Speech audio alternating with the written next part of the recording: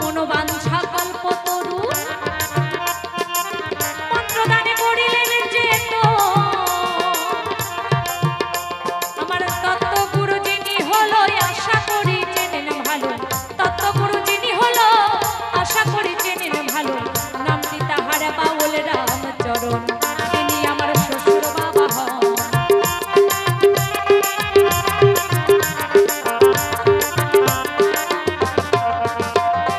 কমিটির সদস্য পদে ভক্তি জানাই মন সাধে, আর কমিটির সদস্য পদে ভক্তি জানাই মন সাধে, যিনারা করলেন এই মধুর বৃন্দাবন, আমার বিপক্ষের সরকার যিনি তিনি অতি জ্ঞানী গুণী, আমার বিপক্ষের সরকার যিনি তিনি অতি জ্ঞানী গুণী, তিনি একজন শাস্ত্রের মহাজন।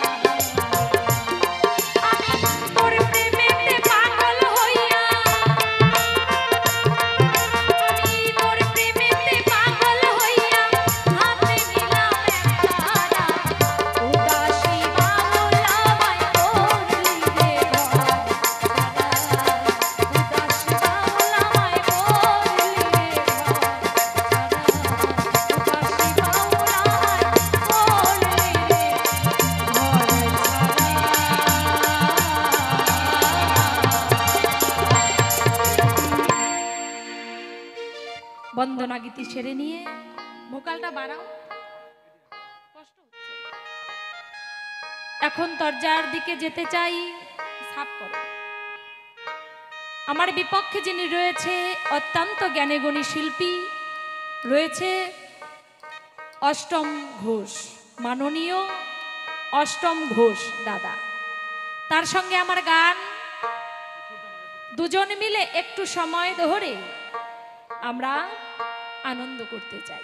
শুধু দুজন নয়, আমরা সকলে মিলে আজকে একটু আনন্দ করতে চাই, তাই না? বিদায় রজনী আজ, আমরা সকলেই জানি এই চাল ভিজা হাট, এখানে বাউল অনুষ্ঠান হচ্ছে। 3 দিন ধরে কমিটির দাদা বাবারা অক্লান্ত পরিশ্রম করে এই নববৃন্দাবনের আয়োজন করেছে। আজকে 3 দিনের, আজকে হচ্ছে শেষের দিন, তাই না? আজকের রাতটা কেটে গেলে তারপর এখানে আর আপনারা কেউ আসবেন না, আসবেন হয়তো অন্য কাজে। এই বাউল গান শুনতে কিন্তু কেউ আসবেন না, কিন্তু কেউ থাকবো আবার কেউ থাকবো না। পরের বছর কিন্তু এখানে গান হবে, তখন আমরা কেউ থাকবো কেউ থাকবো না। তাই সবাই মিলে একটু আনন্দ করব, সবাই রয়েছি এই আশা রেখে শুরু করছি আমাদের অনুষ্ঠান। আজকের যে বিষয়বস্তু, একদিকে থাকবে দাপর যুগ, আরেক দিকে থাকবে কলিযুগ। সত্য ত্রেতা দাপর কলি। আপনাদের বলি, সত্য ত্রেতা দাপর কলি এই হচ্ছে 4 ভাই। 3 ভাই নিয়ে একজন আলোচনা করবে 3 যুগ নিয়ে। সত্য ত্রেতা দাপর, দাপর যুগ কি করবে? 3 যুগ নিয়ে আলোচনা করবে। আর কলি, সকলের ছোট ভাই হচ্ছে কলি। আমরা যে যুগের মধ্যে রয়েছি, কলি যুগ, কলি নিয়ে একজন আলোচনা করবে।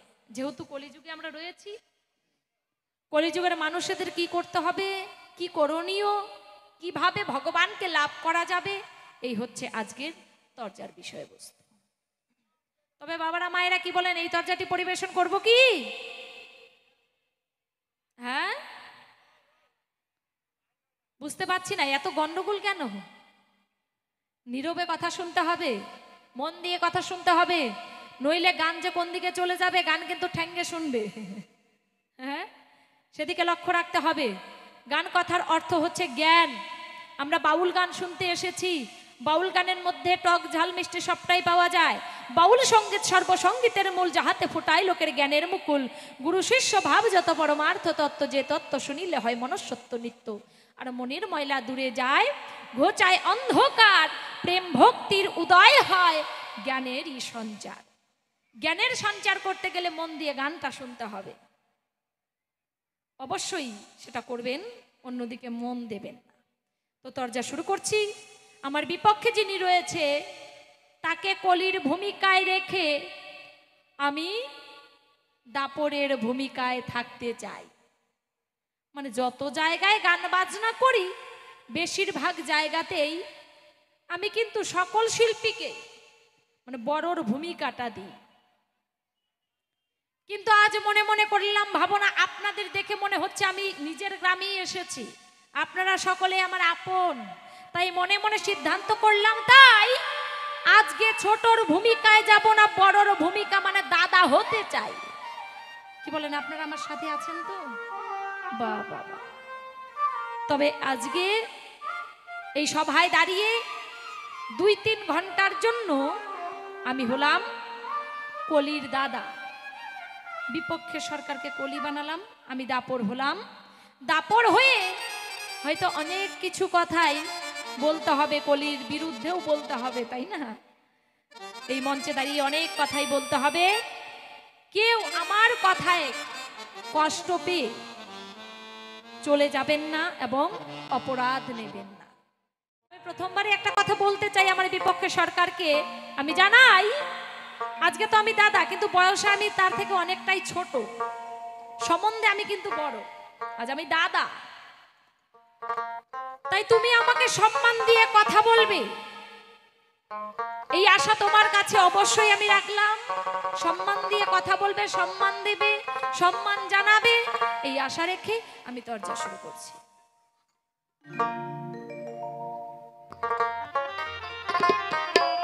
ব্রহ্মার পুত্র দাপর আমি, ব্রহ্মার পুত্র দাপর আমি গো। একই রকম রাখো তাহলে গন্ডগোল হবে না। ও গো কবির কল্পনা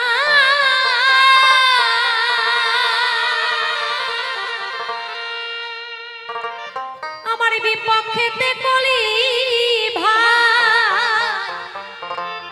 ভাইয়ে ভাইয়ে লড়াই, আমার বিপক্ষেতে কলি ভাই দেখি এই সভায় ব্রহ্মার পুত্র দাপর আমি গো। কবির কল্পনা বিপক্ষেতে কলি ভাই দেখি এই সভায় ব্রহ্মার পুত্র দাপর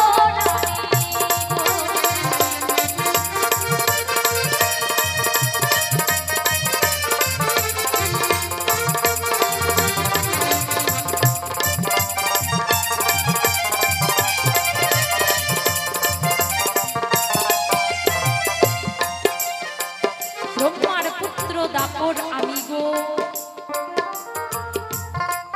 এই তরজার কল্পনায় বিপক্ষেতে রয়েছে আমার কলি ভাই, আমি দেখি এই সভায়। পিতা হচ্ছে আমাদের ব্রহ্মা, মাতা সাবিত্রী, আর আমরা হচ্ছি তাদের সন্তান 4 ভাই। তাই পিতা একদিন মনে মনে করলো ভাবনা, ও মা, আমাদের যদি সম্পত্তি থাকে, সকলেরই কিন্তু একটু হোক বেশি হোক সম্পত্তি কিন্তু সকলেরই আছে, কি আছে তো বাস্তব জগতে। আমরা সকলে জানি সম্পত্তি নিয়ে আমরা যেতে পারবো না, কিন্তু তবু আমাদের কিন্তু সম্পত্তি আছে, কারো বেশি এবং কারো কম। যার বেশি সে সেইভাবে ভাগ করে দেয় সন্তানদেরকে, আর যার কম সেও কিন্তু সেইভাবেই ভাগ করে দেয়। পিতা ব্রহ্মা মনে মনে করলেন ভাবনা, আমার তো বয়স হয়ে গেছে, আমি আর কতদিন এই সম্পত্তি আঁকড়ে ধরে থাকবো।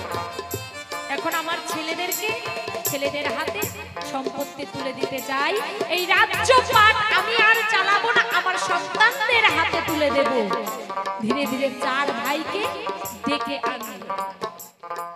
তাই তো ব্রহ্মা একদিন ব্রহ্মলোকে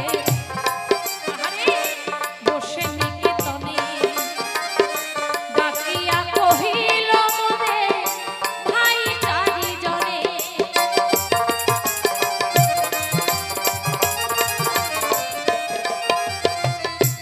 ব্রহ্মা একদিন ব্রহ্মলোকে বসে নিকেতনে ডাকিয়া কহিল মোদের ভাই 4 জনে, পৃথিবী শাসনের ভার আমাদের দিল সত্য দাদা। প্রথম আমাদের সকলের বড় দাদা হচ্ছে, তার নাম হচ্ছে কি সত্যযুগ।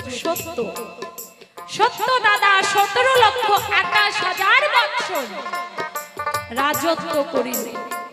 সত্যের সংবিধান কি লিখিয়ে দিলেন? পিতা ব্রহ্মা সত্যের সংবিধান লিখে দিলেন দয়া। বড় পুত্রকে ডেকে এনে সংবিধান হাতে তুলে তাকে বুঝিয়ে দিলেন। তাই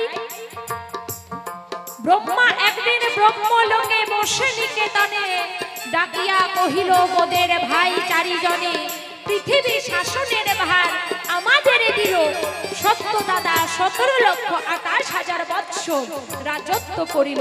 সত্যের সংবিধান হলো লিখিলেন দয়া, আর ত্রেতার সংবিধান ক্ষমা।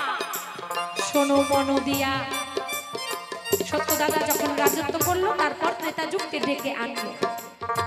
সত্যের পর ত্রেতাকে সংবিধান দিয়ে দিল। ত্রেতার সংবিধান ক্ষমা। শোনো মন দিয়া।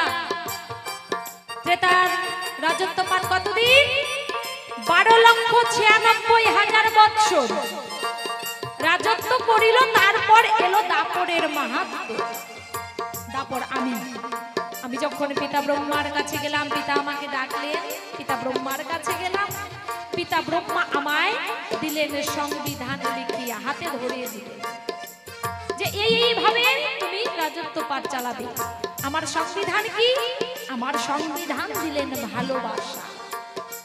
8,64,000 বৎসর রাজত্ব, আর আমার সংবিধান ভালোবাসা। শোনো দিয়া মন, তারপরে এলো বলি বলি সভার ঠাই। 4,32,000 বৎসর সংবিধানে আমি পাই। পিতা ব্রহ্মা সংবিধান দিলেন লিখিয়া, অহিংসা পরম ধর্ম শোনো মন দিয়া। সংবিধান কি?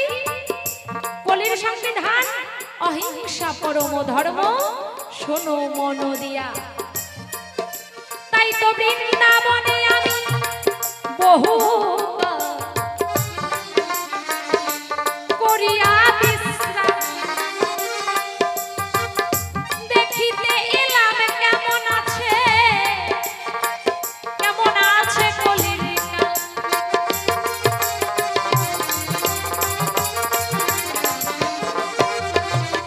বৃন্দাবনে বহুকাল করিয়া বিশ্রাম দেখিতে এলাম কেমন আছে কলির কাল। এসে দেখি হিংসা নিন্দা চিন্তাই ডাকাতি, কলিযুগের ঘরে ঘরে নাই ধর্মের বাতি। ছোট ভাইয়ের কাছে আমার রইল জিজ্ঞাসন, তোমার কলি রাজত্ব কেন হইল এমন? পিতার দেওয়া সংবিধান তুমি কেন মানলে? পিতার দেওয়া সংবিধান না মেনে তুমি নিজে মন গড়া সংবিধান বসিয়েছ। আমি দেখতে পাই তোমার কাছে প্রথমবারে এখানে আমি জিজ্ঞাসা জানাই, পিতার দেওয়া সংবিধান তুমি কেন মানলে? আমরা এক এক করে 3 ভাই পিতাকে সম্মান জানিয়ে, চরণে প্রণাম জানিয়ে পিতার দেওয়া সংবিধান আমরা এক এক করে পালন করেছি। আমরা পালন করার পর তুমি হচ্ছে আমাদের ছোট ভাই, আদরের ভাই কলি। আমরা মনে মনে ভেবেছি আমাদের কলি ভাই সুন্দরভাবে পিতার দেওয়া সংবিধান মানবে, কিন্তু এখন দেখতে পাই পিতার দেওয়া সংবিধান না মেনে নিজে মন গড়া সংবিধান বসালো। কি সংবিধান? পিতা বলেছিল কি? অহিংসা পরম ধর্ম, কিন্তু সেটা বাদ দিয়ে সংবিধান বসালো কি? অন্নগত প্রাণ আর চর্মগত মন। এই সংবিধান বসালে আমি দেখতে পাই। বলো বলো, তুমি কেন পিতার দেওয়া সংবিধান মানবে? এইখানে তোমার কাছে আমার রইল জিজ্ঞাসা, জবাব দেবে তুমি এখন মনের মতন। হরি হরি হরি বলো গো, আর হরি বলো ভাই। হরি ছাড়া এই জগতে অন্য গতি নাই গো। হরি হরি হরি বলো। এখানেই শেষ নয়, আরো তোমার কাছে আমি জানতে চাই। কোথায়? একটি গানের মধ্যে তোমার কাছে আমি জিজ্ঞাসা জানাই, কলিযুগে কি কি হচ্ছে? পিতার দেওয়া সংবিধান তো মানে না, কলির যুগ হচ্ছে মিথ্যার যুগ। সত্যের ভাত নাই মাগো, মিথ্যার যুগ। যদি সত্য কথা বলেন বলবে এটা সত্য বলে নাই, মিথ্যা বলেছে। হ্যাঁ, আর যদি মিথ্যা কথা বলেন বলবে এটাই ঠিক। তাই কলির যুগ হচ্ছে মিথ্যার যুগ।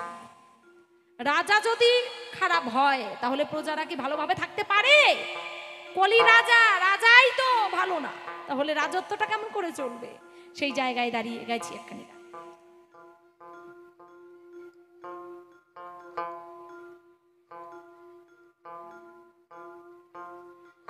কলিতে বিধির বিধান কেউ মানে না।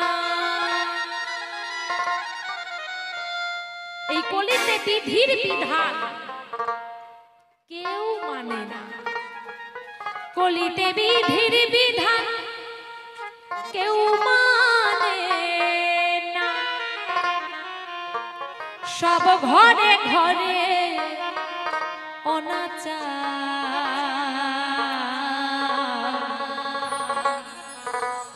ঘোরে কলির কাল মাতাল বইতাল সব ধার্মিকে হাট বাজার। ঘোর কলির কাল মাতাল আর হচ্ছে বইতাল। কেন ঘোর কলির কালে মাতাল বইতাল? মাতাল কারে কয়, বইতালই বা কারে কয়? আচ্ছা মাতাল তো জানি, মাতাল তো জানি ডোলডু খেলে পড়ে নাকি? এদিকে নেই, আমাদের ওদিকে দেখা যায় গলার মধ্যে পোলিও খায়। ছোট বাচ্চারা যেমন পোলিও খায়, বড়রাও কিন্তু খায়। তার নাম হচ্ছে ডোলডু। খেয়ে একদম ঢুলতে ঢুলতে বাড়িতে আসে।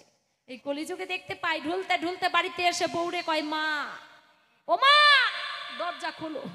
ওই যে রাজার দোষ, আপনাদের দোষ না। তাহলে বলে 70-100% গ্যারান্টি, যখন তখন রিয়াকশন করে। কৃষ্ণ নামের কি কোনো মহিমা আছে না? ভগবানকে কি দেখা যায় না? কলিযুগে বলে, তোমার প্রজারা বলে, তুমি বলো। তোমার কাছে আমি জানতে চাই, তাহলে মাতালটা বুঝলাম, মদ খেলে পরে মাতাল হতে পারে, কিন্তু মাতাল আবার কি বললেন? বইতাল। বইতালটা কারে কয়? তোমার কাছে আমার জিজ্ঞাসা রয়। ঘোর কলির কাল মাতাল বইতাল সব ধার্মিকের হাট বাজার।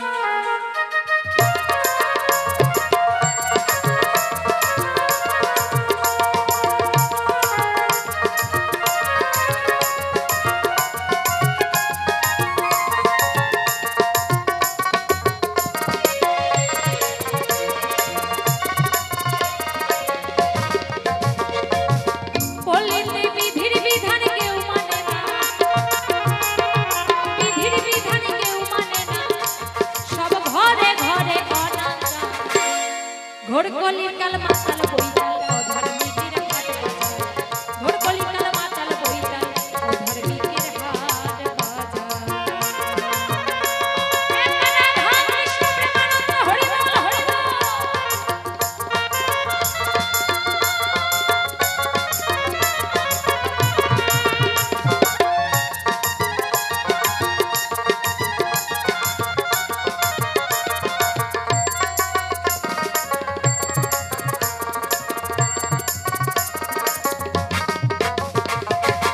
শ্বশুর বাড়ির লোক আসিলে লুটে পড়ে তাদের পা। গুরু গোসাই এলে প্রণাম দেয় না, মাথার সিঁথি নাকি ভেঙে যায়।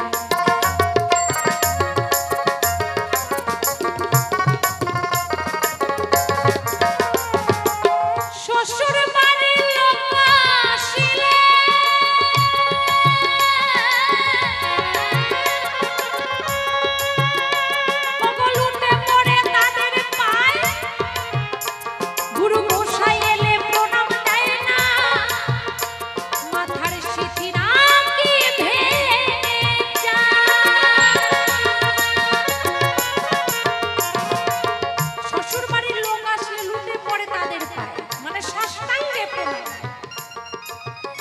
আর গুরু গোসাই বাড়িতে এলে মানে দেখা মাত্রই মানে উঠোন ঝাঁপ দিচ্ছে, ষষ্ঠাঙ্গে প্রণাম দেওয়া যাবে না, মাথার সিঁথি ভেঙে যায়, এলোমেলো হয়ে যায় চুল। ঘোড়া কাটে কি চুল? এই চুল যদি একবার এলোমেলো হয় তাহলে কি আর সুন্দরভাবে করা যায়? হ্যাঁ, চুল চিরুনি করা যায় বারবার, তাই সিঁথি ভেঙে যায় বলে উঠোন ঝাঁপ দিচ্ছে। গুরুদেবকে দেখা মাত্র গুরুদেব আমার প্রণাম নেবে, মানে ঝাড়ু দেখালো নাকি প্রণাম দিল বুঝতেই পারি না। তাহলে শ্বশুর বাড়ির লোক আসলে ষষ্ঠাঙ্গে প্রণাম, আর গুরু গোসাই এলে প্রণাম দেয় না, মাথার সিঁথি নাকি ভেঙে যায়। কারণটা কি? আসিলে সম্বন্ধী শালা কিনে আনে রসগোল্লা। আসিলে সম্বন্ধী শালা কিনে আনে রসগোল্লা। গোসাই এলে কাঁচা কলা, গোসাই এলে কাঁচা কলা, খেসারির ডাল মাত্র। আসিলে সম্বন্ধী শালা কিনে আনে রসগোল্লা, বড় বড় রসগোল্লা, মালাই চপ, হ্যাঁ, মিষ্টি মুন্ডা, কত রকমের, বাপরে বাপ, কালাকান, বাপরে বাপ, কত রকমের, কত নাম আর বলবো। এইভাবে অনেক কিছু রসমালাই, এভাবে অনেক কিছু এনে থাকেন। আমরা জানতে পাই শ্বশুর বাড়ির লোক আসলে ভালো ভালো জিনিস খাওয়ায়। আর গুরু গোসাই যদি বাড়িতে আসে, এই কলিযুগে আমরা দেখতে পাই, তাহলে কি জোটে? কাঁচা কলা আর খেসারির ডাল। গুরুদেব বাড়িতে আসলো, গাছ থেকে কাঁচা কলা পেরে আনলো, এনে রান্না চড়িয়ে দিল। আর ক্ষেতের মধ্যে খেসারির ডাল, কম দামি ডাল, ওই ডাল চড়িয়ে দিল। খেসারির ডাল আর কাঁচা কলা দিয়ে ঘ্যাট বানিয়ে খাইয়ে এখন গুরুদেবের কাছে বলছে, গুরুদেব ব্যবসা বাণিজ্য তেমন একটা ভালো নাই, রোজগার পাতি নাই, এটা দিয়েই সেবা করেন, ওই জোগাড় করতে পেরেছি কাঁচা কলা আর খেসারির ডাল, দয়া করে একটু গ্রহণ করবেন গোসাই। আবার সামনাসামনি দেখতে পাই যখন শ্বশুর বাড়ির লোক আসে, মিষ্টি মুন্ডা রসগোল্লা খাওয়ানো হয়। ব্যাপারটা কি তোমার কাছে আমি জানতে চাই। শালা সমন্দিরা এলে রসগোল্লা মালাই চপ, আর গুরু গোসাই বাড়িতে এলে কাঁচা কলা খেসারির ডাল দেওয়ার কারণটা কি? সুন্দরভাবে জবাব দেবে। আসিলে সম্বন্ধী শালা কি রসগোল্লা, এবার গোসাই এলে কাঁচা কলা, আর গোসাই এলে কাঁচা কলা খেসারির ডাল মাতসা, ঘোর কলির ডাল, ঘোর কলির ডাল মাতাল বইতাল ধার্মিকের হাট বাজার, ঘোর কলির ডাল মাতাল বইতাল ধার্মিকের হাট বাজার। একবার সবাই মিলে রাধা গোবিন্দ প্রেমানন্দ হরি বল হরি বল।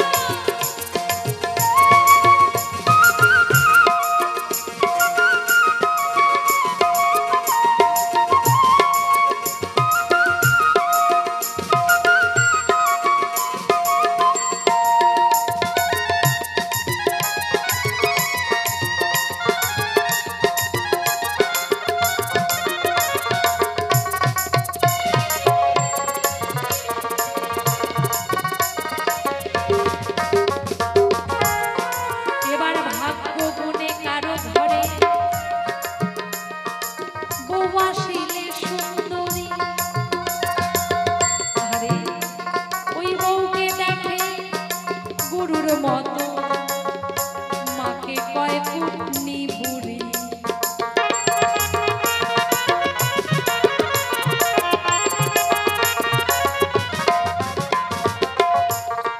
ভাগ্য গুণে কারো ঘরে বউ আসলে সুন্দরী, বউকে দেখে গুরুর মতো। বলো বলো বলো বলি ভাই, তোমার কাছে আমি জানতে চাই, সূক্ষ্ম সূক্ষ্ম যেন জবাব পাই। কে কলিযুগে বউকে গুরুর মতো দেখেছিল? কোন কোন গুণ থাকলে পরে বউ গুরু হতে পারে? আমার মনে হয় আস্তে আস্তে আমার মনে হয় কি জানো, একটা গুণ থাকলে বউ গুরু হতে পারে। কি গুণ? একটু আপনাদের সম্মুখে তুলে ধরতে চাই, আপনারা শুনবেন তো? বলবো কি? একটা গুণ থাকলে বউ গুরু হতে পারে। লক্ষ্য করে কানটা খুঁচিয়ে শুনে নেন। কি গুণ? ব্যাপারটা হচ্ছে, গুরু কাকে বলে? যে মন্ত্র দেয়, দেহটাকে শুদ্ধ করে, সেই তো গুরু নাকি? আচ্ছা, গুরুর মন্ত্র আপনাদের মনে আছে কি? হ্যাঁ, 100 জনের মধ্যে আমার মনে হয় বেশিরভাগেরই নাই, থাকে না। কেন থাকবে না? সত্যি থাকার কথা নয় তো। গুরুদেব মন্ত্র দেয় কোন দিকে? বাম কানে না ডান কানে? বাম কানে। বাম কানে মন্ত্র দেয়, আর ডান কানটা কিন্তু খোলা থাকে। এই বাম কানে ঢোকে, ডান কান দিয়ে একদম বের হয়ে চলে যায়, মন্ত্র মনে থাকে না। আর বউ গুরু হয় কেন? বউ মন্ত্র দেয় একটা আলাদা জায়গায়, মানে বিছানায়। হ্যাঁ, বউ মন্ত্র দেয় বিছানায়।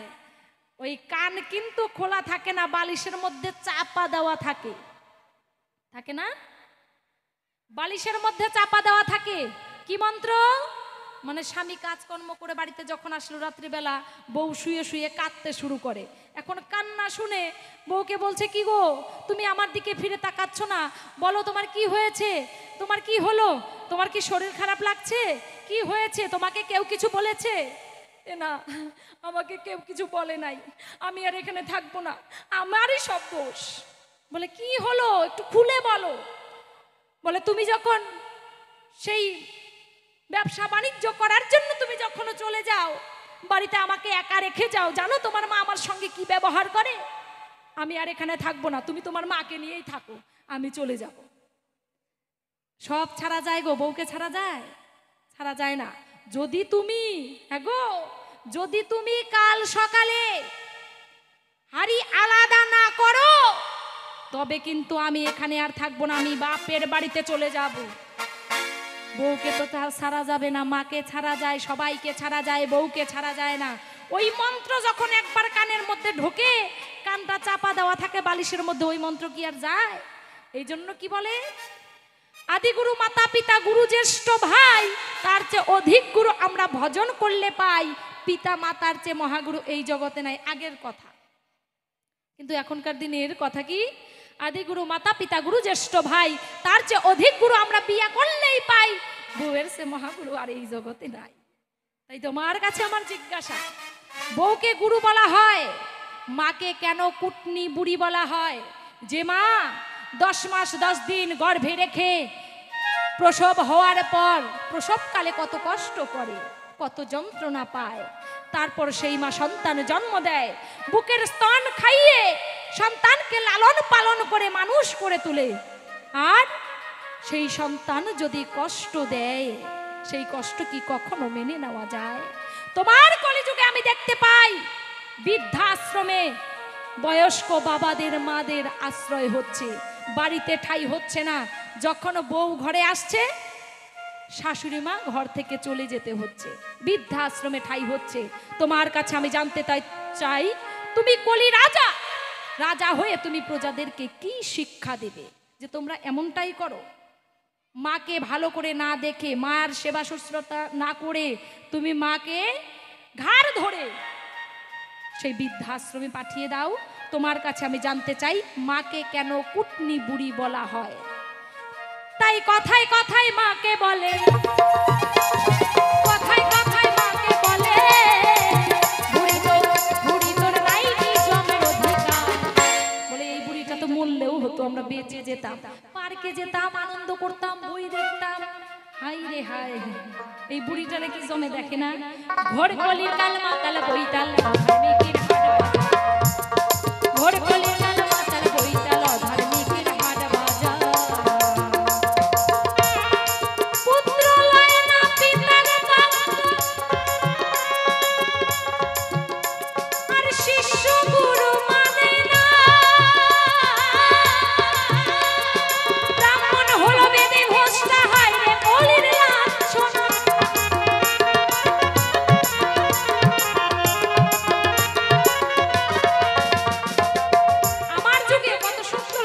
ঘটনা, রাম যখন বনবাসে চলে গেল, দশরথ রাজা যখন রামকে বনবাস দিল, হ্যাঁ, সীতা দেবীকে কিন্তু বনবাস দেয়নি। সীতা কিন্তু অর্ধাঙ্গিনী রূপে তার সঙ্গে বনবাসে চলে গেল। আর ভরত এদিকে কি করলেন? দেখো ভাইয়ে ভাইয়ে কত ভালোবাসা আমার যুগে ছিল, আমাদের যুগে, ত্রেতা যুগে, ত্রেতা দাদার যুগে কি ছিল? রাম যখন বনবাসে গেল, সেই রাজ্য সিংহাসনের মধ্যে ভরত রামের পা মানে পাদুকা খড়ম নিয়ে সিংহাসনে বসিয়ে রেখে রাজত্ব পাঠ চালিয়েছিল। তোমার কাছে আমি বলতে চাই, আর এই কলিযুগে দেখতে পাই ভাইয়ে ভাইয়ে খুনাখুনি, রক্তারক্তি ছাড়াছাড়ি। আমি জানতে চাই, পেপার পত্রিকায় আমরা দেখতে পাই, হ্যাঁ, ধনরত্নর জন্য মাকে খুন করছে, ভাই দাদাকে খুন করছে, গুম করে দিচ্ছে, কত কিছু আমরা পেপার পত্রিকায় দেখতে পাই। আমাদের যুগে কিন্তু ছিল না। তোমার কাছে আমি জানতে চাই, হ্যাঁ হ্যাঁ,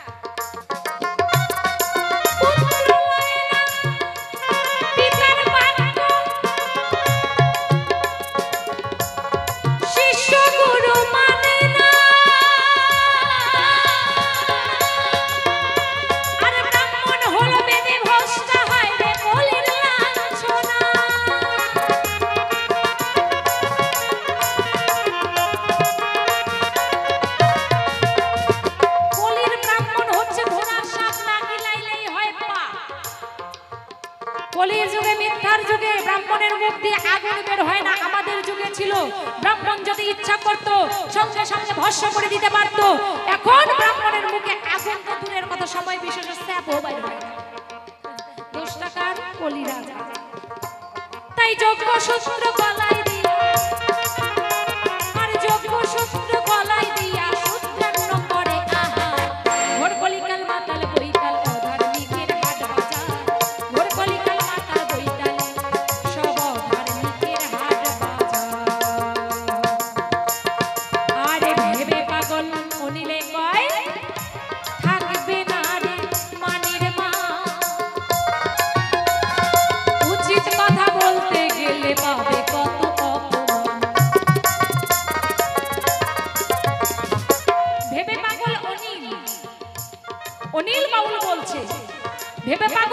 কয় থাকবে না রে মানির মান, মানির কখনো মান দিতে জানে না এই কলিযুগে। আর উচিত কথা বলতে গেলে পাবে কত অপমান। গোসাই গির্জা কাঁদতে বলে আপনি আপন হুঁশিয়ার, নিজে নিজে হুঁশিয়ার থাকো, নইলে কলিযুগে থাকতে পারবে না। তাই বাউল কি বললেন? ভেবে পাগল নীলে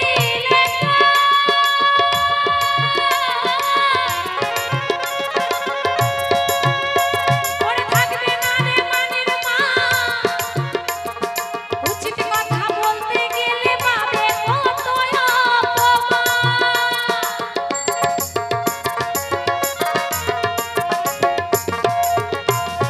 গোসাই গির্জা কাঁদতে বলে, আর গোসাই গির্জা কাঁদতে বলে আপনি আপন হুঁশিয়ার। ঘোর কলির কাল মাতাল বইতাল অধার্মিকের হাট বাজার, ঘোর কলির কাল মাতাল বইতাল অধার্মিকের হাট বাজার। কলিতে বিধির বিধান কেউ মানে, আর বিধির বিধান কেউ মানে না, ঘরে ঘরে অনাচার। ঘোর কলির কাল মাতাল বইতাল অধার্মিকের হাট বাজার, ঘোর কলির কাল মাতাল বইতাল অধার্মিকের হাট বাজার। অধার্মিকের হাট বাজার,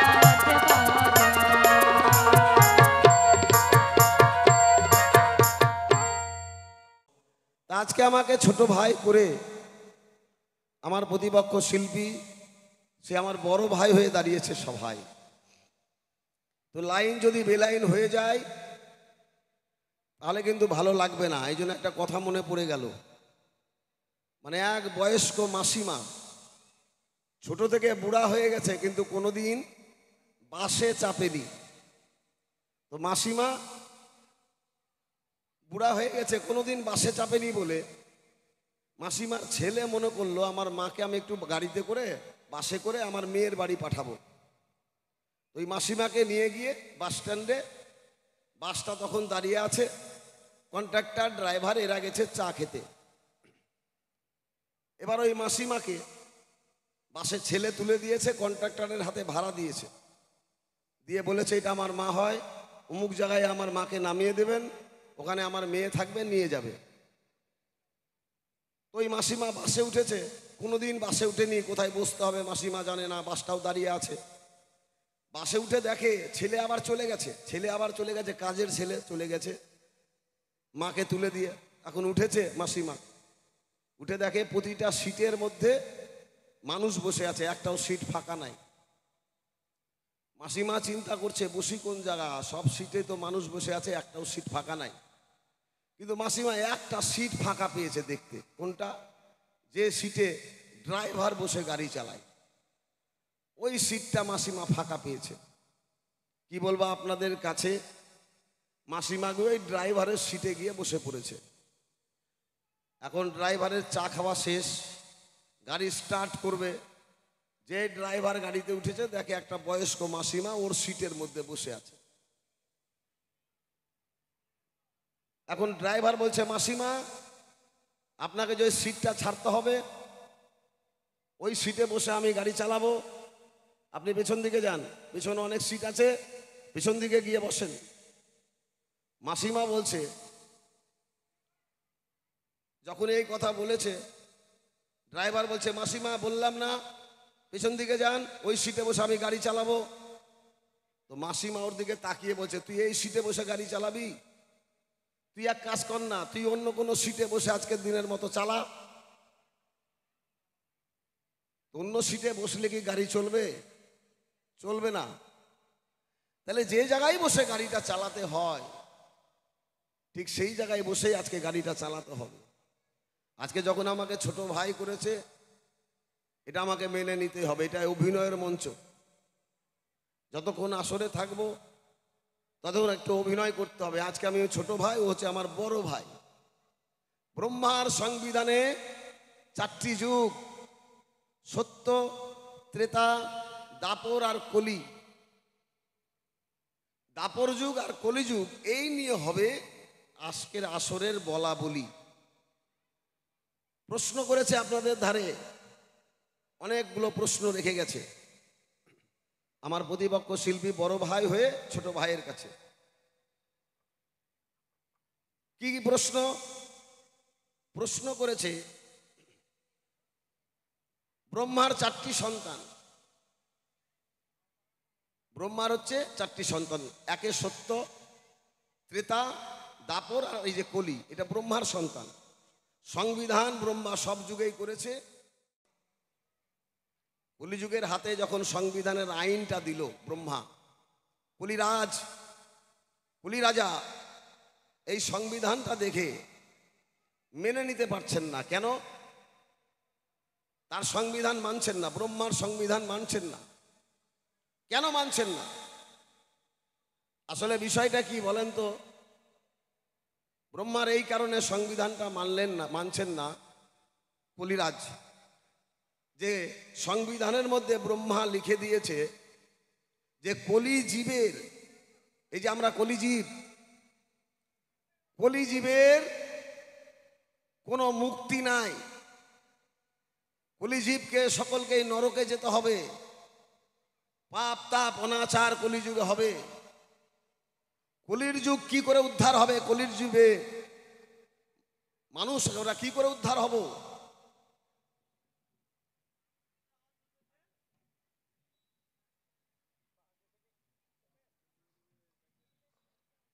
আমরা কি করে মুক্তি পাব? এই সংবিধানের মধ্যে কলিজীবের কোনো জীবের মুক্তি নাই। কলিরাজ মনে মনে চিন্তা করলো, আমি হলাম কলির রাজা, আর আমার রাজ্যে মুক্তি পাবে না, সবাই নরকে যাবে। তাহলে এর একটা বিচার আমাকে করতে হবে। কি করলেন? দেখবেন যে কোনো আইন করতে গেলে আপনি যেই জেলায় বাস করেন সেই জেলার কোর্টে আগে এই আইনটা যাবে। আপনি কোনো অন্যায় করেছেন, কোনো অপরাধ করেছেন, আপনার জেলার কোর্টের মধ্যে এই বিচারটা হবে। জেলার কোর্ট যখন মানবেন না, তখন চলে যাবেন আপনি হাইকোর্টে। হাইকোর্ট যখন আপনি মানবেন না, তখন আপনি চলে যাবেন সুপ্রিম কোর্ট। তাহলে এই যে ব্রহ্মা সংবিধান করেছে, লোয়ার কোর্টে এর কোনো বিচার আসছে না। কেন? যখন আমরা, তাই কলিরাজ করলো কি, সংবিধান নিয়ে, আইন নিয়ে, যে কলির জীব মুক্তি প্রাপ্তি হবে না কেন। এই জন্য কলিরাজা সেই আইনটা নিয়ে সর্বপ্রথমে চলে গেলেন কাশীধামে। কাশীধামে দেবাদিদেব মহাদেবের কাছে গিয়ে সংবিধানটা ফেলে দিলেন। কলিরাজ বলছে, আমাদের এই কলিযুগে মহাদেব, তোমার ধারে আমি জানতে চাই, কলিজীব কেন মোক্ষ প্রাপ্তি নাই? কলিজীব কিসে উদ্ধার হবে? একটু আগে কথাই বলে গেছে, কলিযুগের জন্মগত প্রাণ, জনিগত মন। তাহলে কলির জীব কি করে উদ্ধার হবে? তাই মহাদেব বলল, এই বিচার আমি করে দিতে পারবো না। এই আইনের ব্রহ্মা যখন সংবিধান তৈরি করেছে, এর বিচার আমার কাছে নাই। বলে তাহলে, বলে তুমি বিষ্ণুর কাছে চলে যাও। মহাদেব বলল, কি বলবো আপনাদের ধারে? কলিরাজা সেই সংবিধান নিয়ে ভগবান বিষ্ণুর কাছে চলে গেলেন। বিষ্ণুকে গিয়ে বললেন, প্রভু, তোমার ধারে আমি জানতে চাই, তোমরা যে কলির দায়িত্বটা আমাকে দিয়েছ, আমি যে কলির রাজা, সব যুগেই মুক্তি প্রাপ্তি ছিল, কিন্তু কলিযুগে এসে জীব কেন মুক্তি হবে না, কেন প্রাপ্তি হবে না? তাই তোমার ধারে বললাম না, লোয়ার কোর্ট থেকে চলে যাই যখন আমরা হাইকোর্ট, সুপ্রিম কোর্টে, তারপরে যাই পরে সুপ্রিম কোর্ট। এবার হাইকোর্ট হলো ভগবান বিষ্ণু। ভগবান বিষ্ণুর কাছে গিয়ে আইনটা ফেলে দিলেন কলিরাজা। দিয়ে বললেন, আপনি একটা সংবিধান করে দেন, আমাদের কলির জীব কিসে মুক্তি হবে, প্রাপ্তি হবে, জানতে চাই। কারণ আমি হলাম কলির রাজা, আমাকে রাজা হয়ে সকল দেশের জনসাধারণ সকলকে দেখতে হবে আমাকে, তাই আমি হচ্ছে কলির রাজা। তাই তোমার ধারে এই আইনটা আমি জানতে চাই যে কলির জীব আমরা কিসে মুক্তি হব। ভগবান বিষ্ণু বললেন, এর জবাব আমার কাছেও নাই। স্বয়ং পরমপিতা প্রজাপতি ব্রহ্মা এই আইনটা তৈরি করে দিয়েছে। আমি এই আইনের উপরে আর কলম ঘুরাতে পারবো না। সে সৃষ্টি করেছে আর আইন তৈরি করেছে। কলির জীব কিসে প্রাপ্তি হবে, মুক্তি হবে, এটা আমারও জানা নাই। বিষ্ণুর কাছে গিয়েও কলি রাজা কোনো উত্তর পেলেন না। বললেন, তাহলে আমি এখন সুপ্রিম কোর্ট করব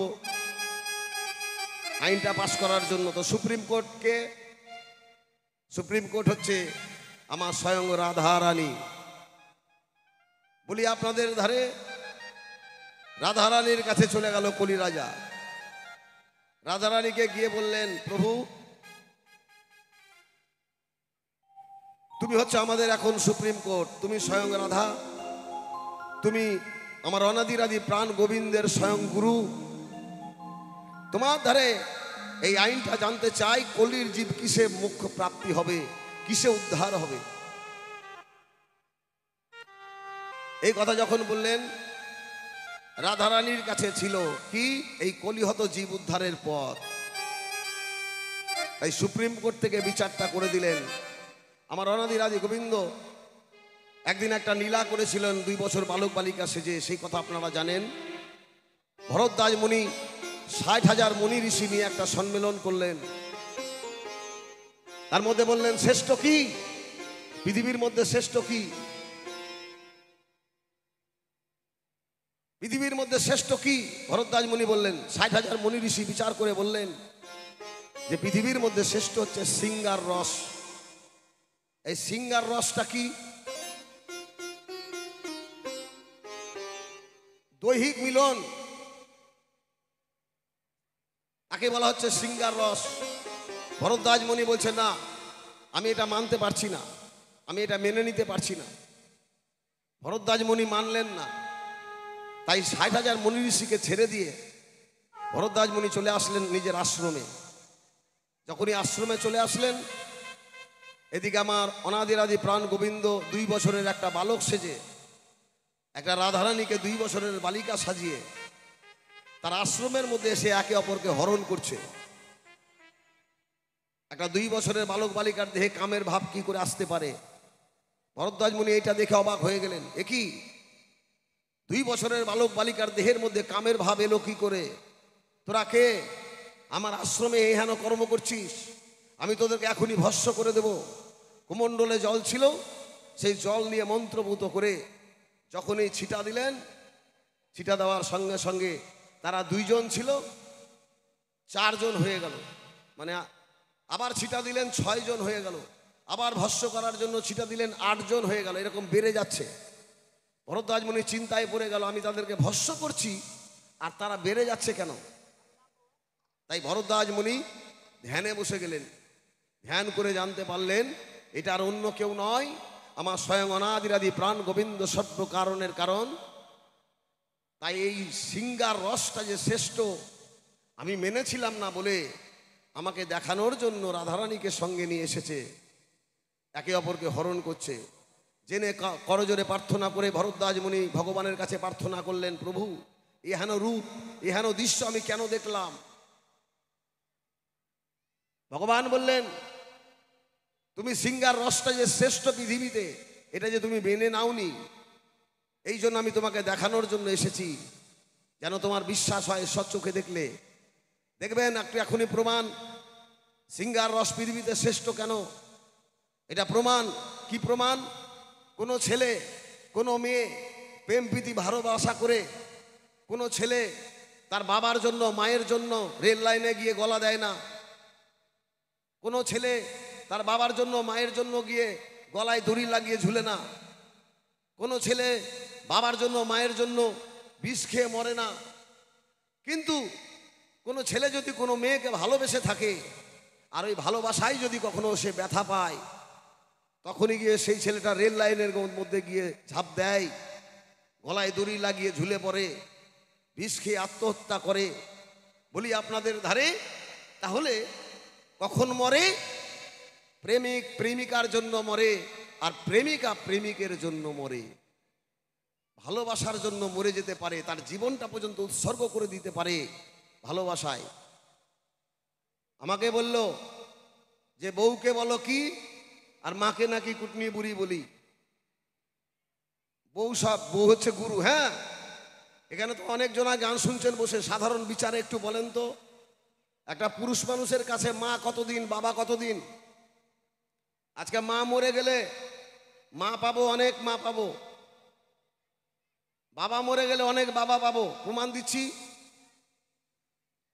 আজকে যদি মা মরে যায়, মায়ের বান্ধবীরা আসবে, মাসি পিসিরা আসবে, এসে বলবে বাবা কাঁদিস না, তোর মা মরেছে তো কি হলো, আমরা তো তোর মায়ের মতো, আমাদেরকে মা বলে ডাকবি। বাবা মরলেও তাই বলবে, বাবা মরলেও বলবে যে আমাদেরকে বাবা বলে ডাকিস। পাড়ার প্রতিবেশী কাকারা জ্যাঠারা এসে বলবে, সবাই বলবে আমাদেরকে বাবা বলে ডাকবি, তোর বাবা মরেছে তো কি হলো। কিন্তু বউ মরলে কোনো বউ গিয়ে বলবে না যে তোমার বউ মরেছে তো কি হলো, আমরা তোমার বউয়ের মতন। তাহলে বউই তো গুরু হবে। কি বলেন আপনারা? হ্যাঁ, কতদিন থাকে বাবা মা? তাই একটা গান শোনাবো, আর বাদ বাকি কথার জবাবগুলো একটু একটু করে দিয়ে যাব। তাহলে এই পৃথিবীতে সিঙ্গার রস শ্রেষ্ঠ থেকে সেখানে হরিনামের সৃষ্টি, আর যে হরিনাম আমরা একবার করে জীব মুক্তি প্রাপ্তি হয়, এই রাধারানীর কাছে সেই নাম ছিল। তাই সুপ্রিম কোর্ট থেকে এই বিচারটা করে দিল কলিজীবের জন্যে, রাধারানী সেই নাম দিল, আর সেই নামে আজকে জীব আমরা উদ্ধার হয়ে যাচ্ছি। কলিযুগে নাকি গুরু গোসাইয়ের আদর সম্মান কিছুই গো নাই।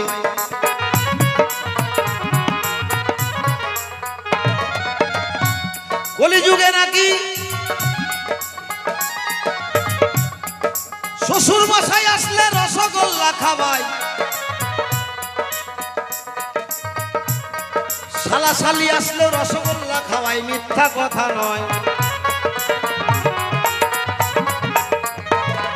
আর কলিযুগে গুরু গোসাইয়ের বেলা কেন কাঁচা কলা খেসারির ডাল হয়,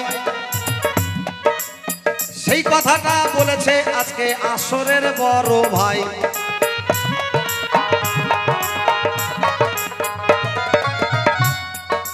গুরুর বেলা কাঁচা কলা খেসারির ডাল দেই আমরা।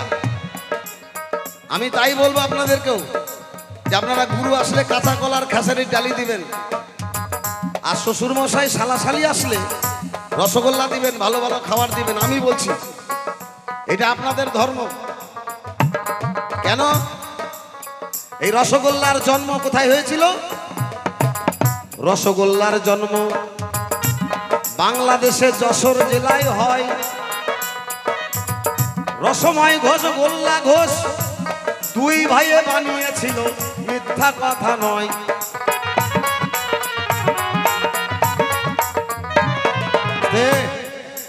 এই রসগোল্লা বাংলাদেশের যশোর জেলায়, বাংলাদেশের যশোর জেলায় প্রথম এই রসময় ঘোষ আর গোল্লা ঘোষ, এরা ছিল জাতিতে ঘোষ। ছানা মাখনের অনেক কাজ করতো, বুঝলেন, ছানা মাখনের কাজ করতো, কিন্তু রসগোল্লা তৈরি করেনি। দুই ভাইয়ে যুক্তি করে রসগোল্লা বানিয়েছে, বানিয়ে শ্বশুরকে দিয়েছে, শাশুড়িকে দিয়েছে, শালাকে দিয়েছে, শালিকে দিয়েছে।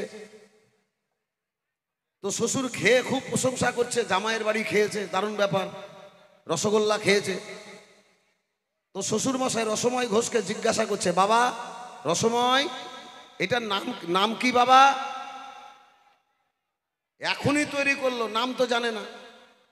রসময় ঘোষ চিন্তা করলো কি নাম বলবো, আমরা তো এখনই তৈরি করে শ্বশুরকে খেতে দিলাম। রসময় ঘোষ চলে গেছে তার বড় দাদা গোল্লা ঘোষের কাছে। গোল্লা ঘোষকে গিয়ে বলছে, দাদা রে, শ্বশুর মশাই জিজ্ঞাসা করছে এটার নাম কি? বলে এটার নাম আমরা দুই ভাইয়ে যখন বানালাম, তাহলে দুই ভাইয়ের নামেই নামটা রাখা হোক। তোর নাম হলো রসময়, আমার নাম হলো গোল্লা, তাহলে রসময়ের রসটা দে, আর গোল্লা ঘোষের ঘোষটা বাদ দে, গোল্লাটা লাগা। যে দুই ভাইয়ের নামে শ্বশুরকে গিয়া বল এটার নাম রসগোল্লা। এবার রসময় ঘোষ দিয়ে শ্বশুরকে বললো এটার নাম রসগোল্লা, দুই ভাইয়ের নামে নামটা রাখা হলো। সেই রসগোল্লা আজকে পৃথিবীর সারা দেশে পাওয়া যায়। ওই যে প্রথম শ্বশুর মশাই খেয়েছিল, এই জন্য জামাই দেখবেন শ্বশুর বাড়ি যদি যায়, শ্বশুর শাশুড়ি শালাশালির জন্য রসগোল্লা কিন্তু একটু নিয়ে যায়। বিশেষ করে নতুন জামাই যদি হয় একটু রসগোল্লা যাবে, আগে হাঁড়িতে করে নিয়ে যেত আমি দেখেছি, কিন্তু এখন আর হাঁড়িতে দেখা যায় না। এখন যাই কিসে যাই, ক্যারি ব্যাগের মধ্যে ওই প্যাকেটের ভিতরে করে রসগোল্লা কিন্তু একটু যাই। তো শ্বশুর বাড়ি একটু যাবেই, ওই যে প্রথম শ্বশুর খেয়েছিল ওই জন্য আজও আমরা খাওয়াই, বুঝতেছেন বিষয়। আর কোন দেবতার পূজায় রসগোল্লা লাগে কে জানেন? কে বলতে পারবেন কোন দেবতার পূজায় রসগোল্লা লাগে? কেউ পারবেন না? আমি বলবো? আমি যদি বলি তাহলে রসগোল্লা খাওয়াবেন নিশ্চয়, কি? ঠিক তো? আচ্ছা, কোন দেবতার পূজায় লাগে আমি একটু বলে দিই। একমাত্র শ্বশুর আর শাশুড়ির পূজায় লাগে। হ্যাঁ, যদি বলেন যে শ্বশুর আর শাশুড়ির পূজায় লাগে কেন, একটু বুঝাই আপনাদের। শ্বশুর আর শাশুড়ির পূজায় লাগে কেন? দেখবেন যে কোনো জিনিস আগুনের মধ্যে যদি 2 থেকে 3 বার সিদ্ধ হয়, ওইটা দিয়ে গুরু গোসাইয়ের সেবা হবে না, মহাপ্রভুর ভোগ হবে না, ঠাকুর দেবতার পূজায় লাগবে না। যেমন রসগোল্লা বানাতে গেলে আগে দুধ জাল করে ছানা করতে হয়, মানে একবার জাল হয়ে গেল, আবার ওই শিরাটাকে গরম করবেন, 2 বার জাল হলো, গোল গোল করে রসগোল্লাটা শিরার মধ্যে ছাড়বেন, 3 বার জাল হয়ে গেল। এই জন্য রসগোল্লা দিয়ে কোনো ঠাকুর দেবতার পূজায় দিতে নাই, দিলেই পাপ হয়। যদি গুরু গোসাই আসে তাও দিবেন না, দিলে গুরু গোসাই তো ভগবান। হ্যালো, যারা খিচুড়ি নিবেন আস্তে আস্তে আগিয়ে যান ওইদিকে, আচ্ছা প্রসাদ নেওয়ার জন্য। বাবা বেশ, মাঝে মাঝে প্রসাদ নেবেন আর এসে এসে খায় প্রসাদ হ্যালো, খেয়ে বসবেন। আমাদের প্রসাদ বিতরণ হচ্ছে, আপনারা আস্তে আস্তে গিয়ে প্রসাদটা গ্রহণ করুন। সবাইকে অনুরোধ করছি, প্রসাদটা গ্রহণ করুন। তাহলে বিষয়টা কি? আসতে, তাহলে বিষয় কি? 3 সিদ্ধ জিনিস দিয়ে কোনোদিন গুরু সেবা হয় না, দিলে পাপ হয়। প্রমাণ দিচ্ছি, প্রমাণটাও দিয়ে যাচ্ছি কেন পাপ হয়। দেখবেন ধানের গাছের মধ্যে ধান লেগে থাকে, খুব ঠান্ডার দিনে মনে করেন ধানের পোয়ালটা জ্বলিয়েছেন, জ্বলাতে গিয়ে যদি ধান থাকে আগুনে পুরে ফট করে দেখা গেল একবার ফুটে খই বেরিয়ে গেল একটা, হয় না? আবার যারা খই বাজে সরাসরি একবারে ডাইরেক্ট খই করে নেবেন, কোনো ঝামেলা নাই, খই দিয়ে কিন্তু পূজা হয়। কোন পূজায় খই লাগে? খই কোন পূজায় লাগে? সত্যনারায়ণ পূজায় খই লাগে, বিশ্বহরি পূজা মানে মনসা পূজায় খই লাগে, তাহলে খই দিয়ে পূজা হয়। আচ্ছা, ধানের থেকে খই হলো, সেটা দিয়ে পূজা দিলেন, একবার ফুটলো তাই। আচ্ছা, ধানের থেকে চাল হয়, চালের থেকে মুড়ি হয়, মুড়ি দিয়ে তো পূজা করেন না। কেন মুড়ি দিয়ে পূজা করেন না? ওই চালের থেকেই তো হলো, ওই ধান থেকেই তো চাল হলো, চালের থেকে মুড়ি হলো। আসলে ওই চালটাকে যদি কেউ মুড়ি ভাজে, ওই চালটা যে কয়বার সিদ্ধ করে একটু বুঝবেন। এই জন্য যে কোনো জিনিস আসিদ্ধ চালের ভোগ হয়, সিদ্ধ চাল করে ভোগ গোবিন্দের কখনো হয় না, গুরু গোসাইকে দেওয়াও যায় না। বোঝা গেল? আচ্ছা, বলি আপনাদের ধারে গুরু গোসাই আসলে রসগোল্লা দিবেন কেন? একটু সুরে সুরে বলে দিই, কথায় কথায় বলে দিই। গুরু গোসাই আসলে রসগোল্লা দিলেন না কেন? দিবেন না, কাঁচা কলা খেসারির ডালি দিবেন, এটা কলিযুগের ধর্ম। আমি যেহেতু কলিযুগে আছি এই জন্য এটা আমার ধর্ম। আমি কাঁচা কলার খেসারির ডালি দিব কেন? এখনকার দিনের মানুষ কাঁচা কলা খেসারির ডাল খাওয়া ভুলে গেছে, খায় না। আগের দিনের মানুষ খেসারির ডাল খেত। খেসারির ডাল খেলে কি হয়? খেসারির ডাল খেলে পেটের মধ্যে খেসারির ডাল যদি যায় তাহলে আপনাকে জানিয়েই যাবে যে হ্যাঁ পেটের ভিতরে খেসারির ডাল গেছে। পেটের মধ্যে গিয়া ভাটভুট ভাটভুট খুব লাফালাফি করবে, বুঝলেন, খুব শব্দ করবে খেসারির ডালে। তাতে কি হবে? আপনার পাতলা পায়খানা হয়ে যেতে পারে। পাতলা পায়খানা হবে, গ্যাস্ট্রিক, অম্ল, অজীর্ণ, কোষ্ঠকাঠিন্য আপনার যা থাকবে একদম পাতলা করে খেসারির ডালে নামিয়ে দিল। কিন্তু পাতলা পায়খানা হলে তো থামে না, তখন আপনি দৌড়ান ডাক্তারের কাছে ওষুধ খেতে, কিন্তু গুরু গোসাইরা ওষুধ খায় না, ওরা খায় কি থামানোর জন্য কাঁচা কলা খায়।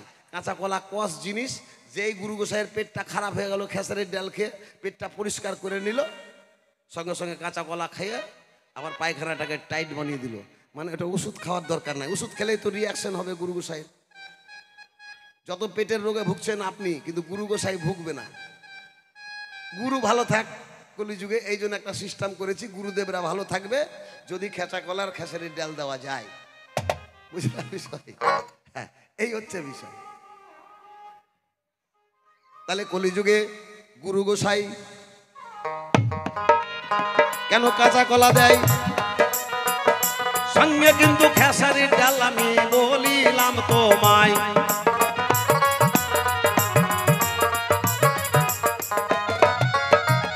এই তো তোমার কথায় আমার কথাই হইয়া গেল, ওই রাধারানীর কাছে সেই হরি নাম ছিল, বলির জীবকে নিতাই এনে দিল।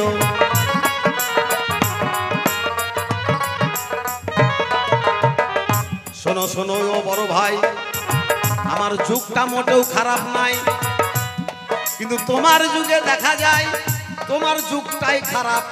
এখন বলি এই সভায়,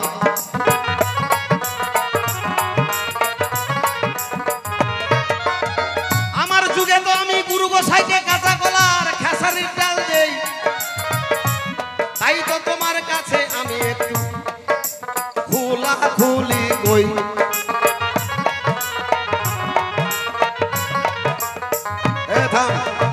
আস্তে আস্তে। আচ্ছা, আমার যুগে তো নয় গুরু গোসাইকে আমি কাঁচা কলা খেসারির ডাল দিলাম, কিন্তু তোমার দাপর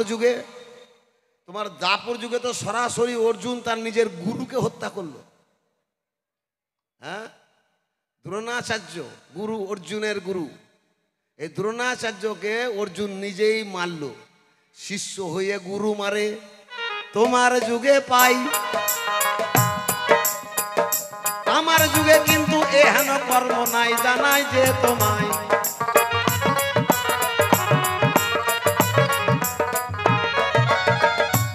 আর তোমার যুগে কত সতী আছে বলিব তোমায়, বসে শুনবে আসর মাঝে আমার ভক্ত মহোদয়।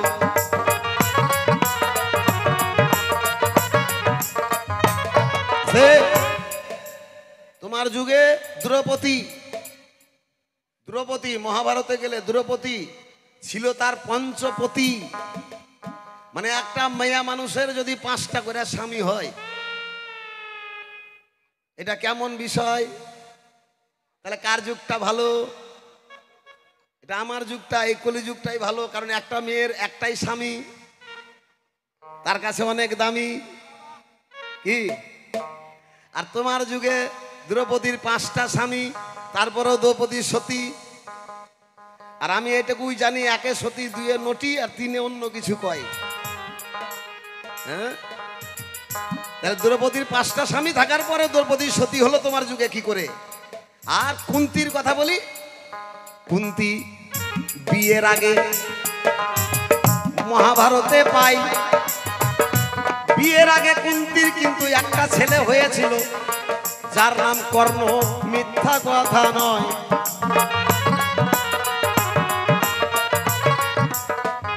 তোমার যুগে কুমারীও মা হয়, বলিলাম তোমায়,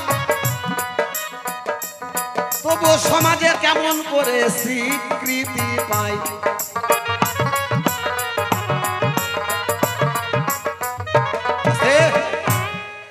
তোমার যুগে কুন্তির সন্তান প্রসব করলো বিয়ের আগে একটা কুমারী অবস্থায়। বলেন তো, কুমারী অবস্থায় কুমারী মায়ের যদি সন্তান হয়, এইটা আবার কেমন বিষয়? তাহলে তোমার যুগে এটা হতে পারে, এটা আমার যুগে নয়।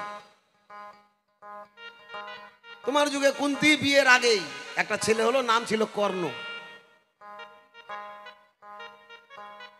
তাহলে দ্রৌপদী, এই কুন্তি আবার সতী, দ্রৌপদী সতী, 5টা পতি থাকার পরেও কেমন করে হলো সতী?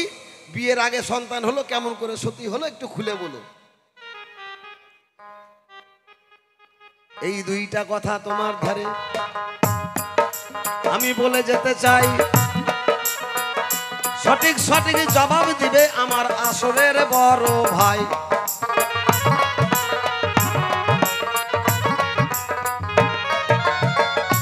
আর বেশি কথা এখন আমি বলবো না, অল্পের মধ্যেই ছেড়ে যাবো আমার এই কাব্য আলোচনা। বলি আসর মাঝে থাকে যদি কোনো মিয়া মোল্লা ভাই, বান্দা হইয়া সবাইকে আমি সালাম জানাই। আবার সালাম করে কালাম করে দেবেন কিছু দোয়া, সেই দোয়াই হবে আমার এই বাউলের গান গাওয়া। এক্ষুনি আমার প্রতিপক্ষ শিল্পী আসরে আসিবে, আমার সকল কথার জবাব কথাই দিয়া যাবে। একটা ছোট্ট করে শুধু গান শোনাতে চাই, গানের পরে আবার এসে জবাব দিবে আমার আসরে বড় ভাই। আর বেশি বলার নাই তো প্রয়োজন, অল্পের মধ্যে কাব্যগ্রন্থ করলাম সমাপন। এইখানেতেই তোমার কথা কথায় রেখে যায়, আর বেশি কথা বলে সমস্যা করার দরকার নাই। এইখানেতেই পরিঘন্ত রাধাকান্তশ্বরী কদন করে কলিযুগের মানুষ সবাই মিলে বলো হরি হরি হরি বল, হরি বল, হরি বল।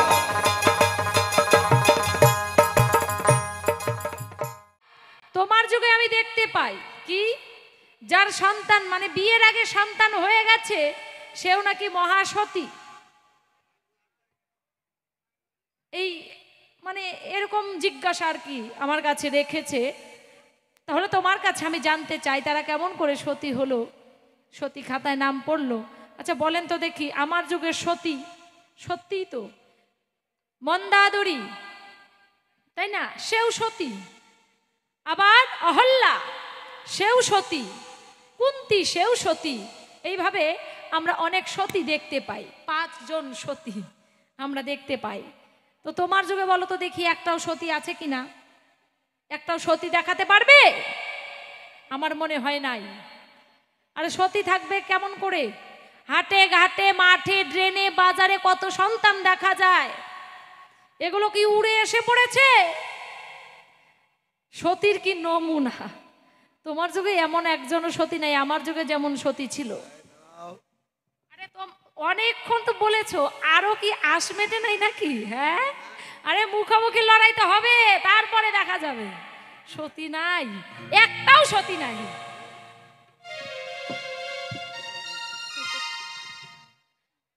ওরে মাছরাঙা তোর নিশান বড় রে,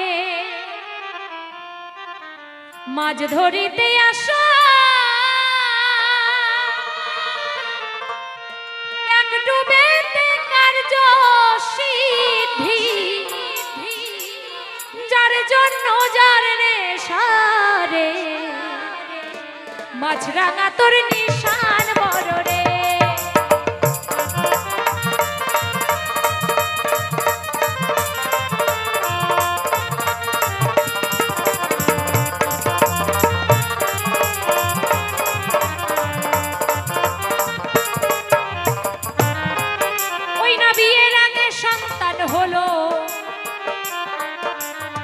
সতী খাতায় নাম ধরিল, বলবো সবার ঠাই। এইখানেতে আমার কাছে জিজ্ঞাসা জানায় রে,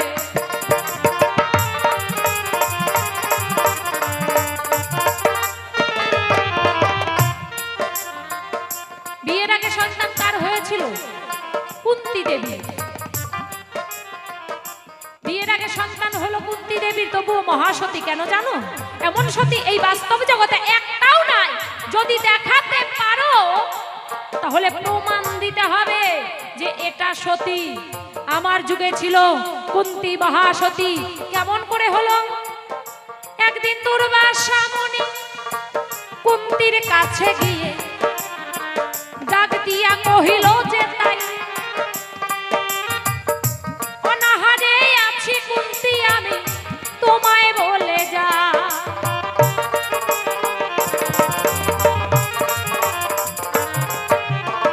বলে ও কুন্তী, আমি অনেক দিন ধরে অনাহারে আছি, আমাকে একটু সেবা দিতে পারবে? কুন্তী দেবী কি করলেন? মুনির কথা শুনে রন্ধনশালায় যেতে লাগলেন।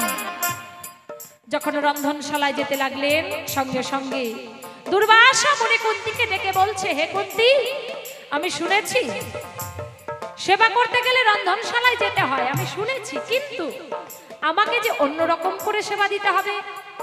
যদি আমি যেভাবে বলি সেভাবে যদি সেবা দাও, তাহলে আমি সেবা গ্রহণ করব। আর যদি তুমি সেভাবে সেবা দিতে না পারো, তাহলে আমি তোমার কাছ থেকে সেবা গ্রহণ করব না। কিভাবে মুনি ঠাকুর বলেন, একজন অতিথি যদি বাড়ি থেকে সেবা চেয়ে যদি সেবা না পেয়ে চলে যায়, তাহলে সংসারের অমঙ্গল হয়, আমরা সকলেই জানি। বলেন বলেন মুনি ঠাকুর, কিভাবে সেবা দিতে হবে? সেবা দেবে কিভাবে জানো? সাধারণত উনুনের মধ্যে রন্ধন করে আমি সেবা গ্রহণ করব না।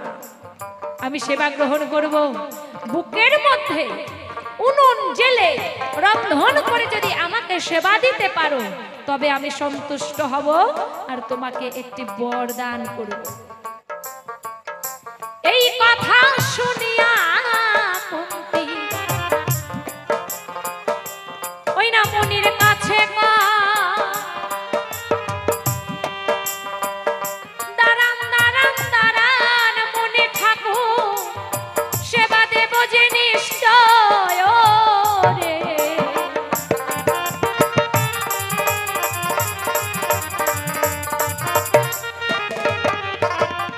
ওমা, সেই মহাসতী সেবা দিয়েছিল, কেমন করে উনুন বানালো? এখনকার দিনে লাকড়ির উনান তো বাদ হয়ে গেছে, গ্যাসের রান্না তো বৌমারা করতে চায় না, হ্যাঁ, এত কষ্ট। কিন্তু সেই কুন্তী দেবী সেবা দিয়েছিল।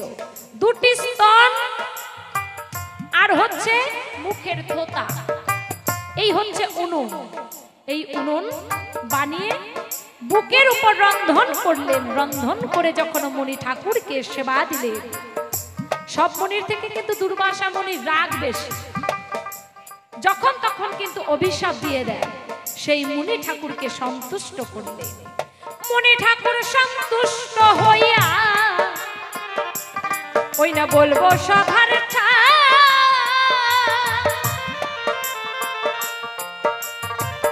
আনন্দেতে কুন্তীকে বলিল, আশীর্বাদ জানাই রে।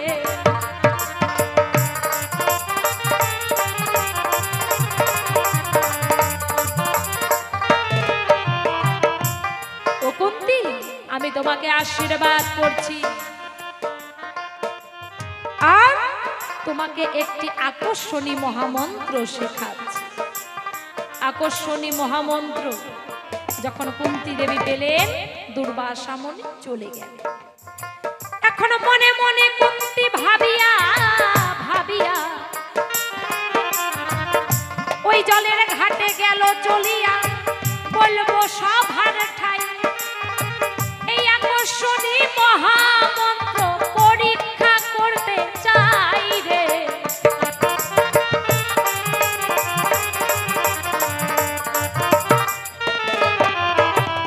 যে মন্ত্রটা আমি শিখলাম, সেই মন্ত্রটা তো আমাকে পরীক্ষা করতে হবে, নয়তো এটা ভালো মন্ত্র দিল, সঠিক মন্ত্র দিল না ব্যাঠিক মন্ত্র দিল, ঠিক দিল না ভুল দিল, তো বুঝতেই পারবো না। তাই কি করলো, আকর্ষণী মহামন্ত্র প্রয়োগ করার জন্য কি করলেন, নদীর ঘাটে চলে গেলেন। আকর্ষণী মহামন্ত্র প্রয়োগ করলেন, কি নাম ধরে, সূর্য দেবতার নাম ধরে। যখন সেই উচ্চারণ করলেন আকর্ষণী মহামন্ত্র, উচ্চারণ করে সূর্যদেবকে স্মরণ করলেন, সঙ্গে সঙ্গে সূর্য দেবতা এসে তার সম্মুখে দেখা দিলেন। সূর্য বলে, কেন ডাকিলে কুন্তী তুমি, তুমি বলো মোরে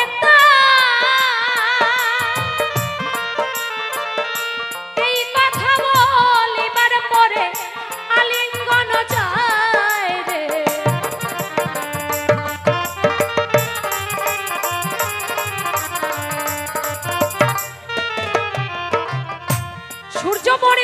সূর্য বলে তুমি মোরে দাও আলিঙ্গন, কারণ আমাকে আমাকে ডেকেছো, এখন তুমি মোড়ে দাও আলিঙ্গন। কুন্তি বলে হই কুমারী কলঙ্কের কারণ। কুন্তি বলছে আমি তো কুমারী মেয়ে, আমি যদি তোমাকে আলিঙ্গন করি, একটা পুরুষকে আলিঙ্গন করি, তাহলে আমার তো কলঙ্ক হবে। সূর্য বলে তুমি মোড়ে দাও আলিঙ্গন, কুন্তি বলে হই কুমারী কলঙ্কের কারণ। সূর্য বলে আলিঙ্গন করবে, সতীত্ব তোমার মধ্যেই থাকবে, আর তোমার একটি গর্ব হবে। সঙ্গে সঙ্গে গর্ব হয়ে গেল, আলিঙ্গন করলো, গর্ব হয়ে গেল। এখন বলছে প্রভু হে সূর্য দেবতা, আমি সেই মন্ত্র উচ্চারণ করে তোমার নাম ধরে ডাকলাম, তুমি মোরে আলিঙ্গন করলে, আর আমার গর্ব হলো, লোক সমাজে আমি কলঙ্কিনী হয়ে গেলাম। যে না না, তুমি কলঙ্কিনী হওনি। এই সন্তান সাধারণত যেভাবে মায়েরা প্রসব করে, প্রসব যন্ত্রণা পেয়ে প্রসব করে আমরা জানতে পাই, সেইভাবে তোমার সন্তান প্রসব হবে না। কিভাবে হবে? যে তোমার সন্তান কর্ণ দিয়ে প্রসব হবে। কুন্তি দেবী কর্ণ দিয়ে সেই সন্তান প্রসব করলো, শাস্ত্র মাঝে কুন্তির সন্তান কর্ণ হলো, আমি তোমারে জানাই রে।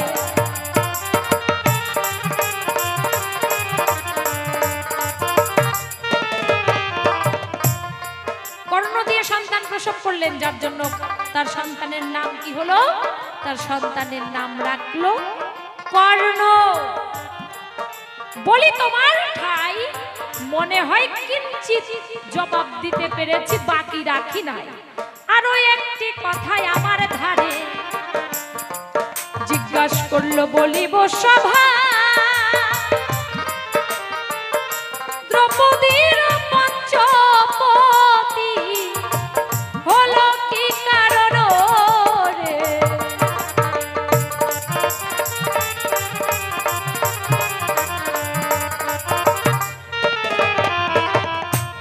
দ্রৌপদীর পঞ্চপতি একভাবে এক শাস্ত্রে আছে, 5 বার পতি চেয়েছিল। পতিং দেহি পতিং দেহি পতিং দেহি পতিং দেহি, এইভাবে 5 বার যখন পতি চাইল, ভোলানাথ মনের বাসনা পূর্ণ করলো, যার জন্য পঞ্চপতি হলো। আবার আরেক শাস্ত্রে পাই, এই দ্রৌপদী পূর্ব জন্মে ছিল কেতকী তপস্বিনী। দ্রৌপদী পূর্ব জন্মে কেতকী তপস্বিনী নামে ছিল। আমি বলি সবার তপস্যা করিতে বনে গিয়েছিল ও ভাই রে।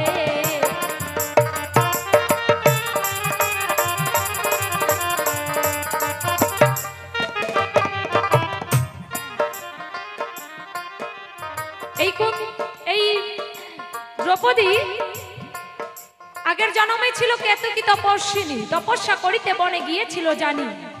বনের মধ্যে যখন তপস্যা করছে তপস্বিনী, পাশ দিয়ে একটা সুরভি গাভী, তার দেহে জোয়ার এলো, দৌড়তে লাগলো, পঞ্চকোটা ষাঁড় তার পিছু করিল, আর সুরভি গাভী দৌড়তে লাগলো, হাঁপাচ্ছে।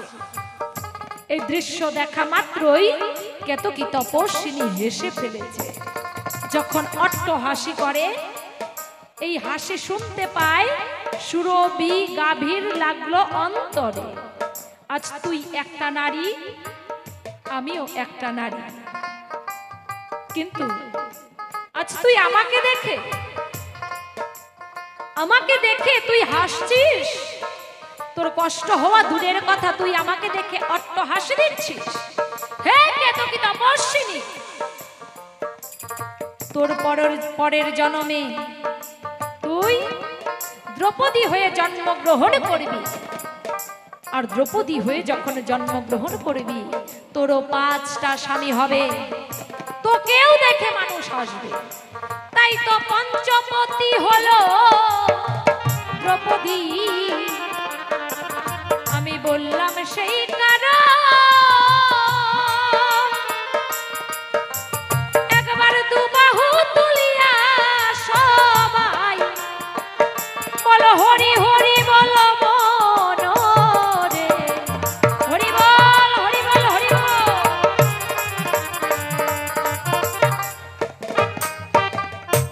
এখানেই তার জিজ্ঞাসা ছিল, আশা করি জবাব হয়ে গেল। আরেকটি জিজ্ঞাসা, তাই না? মানে চা পাই তো আর কম নাই, বাজার পাইছে সস্তা কইছে কিন্তু বস্তার বস্তা, কম চা পায় নাই, মানে সময় যে নাই ওইটা হোশ নাই। তো ছোট্ট করে জবাব দিচ্ছি, কি অর্জুন গুরুর মুন্ড ছেদন করেছিল আমার যুগে, দাপর যুগে, কুরুক্ষেত্র যুদ্ধের সময়। আচ্ছা, সেটারও কারণ আছে, কারণ ছাড়া কিছু হয় না, তুমি জানো না? কারণ ছাড়া কিছু হয় না। একালব্য গুরু বলে মানতে চেয়েছিল, গুরু বলে তাকে গুরু দক্ষিণা, গুরু বলে মানতে চাইলেন, গুরু বলে সম্বোধন করতে চাইলেন, কিন্তু অর্জুন সেটা মেনে নিতে পারলেন না। একদিন গুরুর কাছে গিয়ে, মানে যখন দেখলেন একালব্য গুরুকে দেখে দূর থেকে শিখে সে তীর ধনুক চালানো শিখে গেছে, এখন অর্জুন মনে মনে ভাবছে, এখন গুরুর কাছে গিয়ে যদি সে আবার তীর ধনুক চালানো শেখে তাহলে সে কত বড় হবে যোদ্ধা, এটা হতে দেওয়া যাবে না। অর্জুন কি করলো? অর্জুন গুরুর কাছে গিয়ে বলছে, গুরুদেব আপনার আরেকজন শিষ্য আছে, যে কে? যে একালব্য। একালব্য আপনাকে গুরু বলে মানতে চায়, গুরু বলে আপনাকে মানে দূর থেকে, তো আপনি গুরু দক্ষিণা হিসাবে কিছু চাইবেন না? যে আমাকে যদি কেউ গুরু মানে তাহলে অবশ্যই তো গুরু দক্ষিণা দিতে হয়, গুরু দক্ষিণা দিয়ে হাতে ডুরি বেঁধে তারপর তো গুরু বলে মানতে হয়। ঠিক আছে, চাইবো, আমি যা বলবো তাই আপনাকে চাইতে হবে। আচ্ছা, কি চাইবো? অর্জুনকে খুব ভালোবাসতো, বলো অর্জুন কি চাইবো? যে গুরু দক্ষিণা হিসাবে আপনি একালব্যের হাতের বৃদ্ধাঙ্গুল চাইবেন। মানে অর্জুন জানতো বৃদ্ধাঙ্গুল যদি কেটে গুরু দক্ষিণা হিসাবে দিয়ে দেয় তাহলে তীর ধনুক আর চালাতে পারবে না, আর অর্জুনের মতো বীর আর কোথাও নেই। সঙ্গে সঙ্গে একলব্যর কাছে গেল দ্রোণাচার্য, গিয়ে গুরু দক্ষিণা হিসাবে তার বৃদ্ধাঙ্গুল চাইলো। সঙ্গে সঙ্গে একলব্য অভিশাপ দিয়েছিল, হে গুরুদেব আমি আপনাকে গুরু বলে মানি দূর থেকে, কিন্তু আমি এমন সুযোগ পাইনি যে আপনাকে সত্যি গুরু দক্ষিণা হিসাবে গুরুর দায়িত্ব আপনি পালন করবেন, আমি আপনাকে গুরু বলে সম্বোধন করব, সেরকম হয়তো সুযোগ আসেনি, আজ এসেছে। কিন্তু আজ আমার কাছে গুরু দক্ষিণা হিসাবে আমার বৃদ্ধাঙ্গুলটা চাইলেন।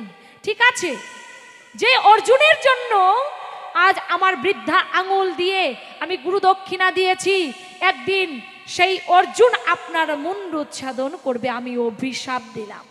সৎ পথে থাকলে অভিশাপ লেগে যায়। এই অভিশাপের কারণে যখন কুরুক্ষেত্র যুদ্ধ হলো, যুদ্ধ করতে করতে অর্জুন কিন্তু দ্রোণাচার্যের মুন্ড উচ্ছেদন করেছিল। এখানেই তার জিজ্ঞাসা ছিল, আশা করি জবাব হয়ে গেল। ওঠো দেখি এখন ছোট্ট করে একটু মিলন গীতি গাই। ওরে লোহার শনি কাষ্টের পিরি আর জলে ভাসে দুইজনা, কৃষ্ণ প্রেমে সকলে জানে না।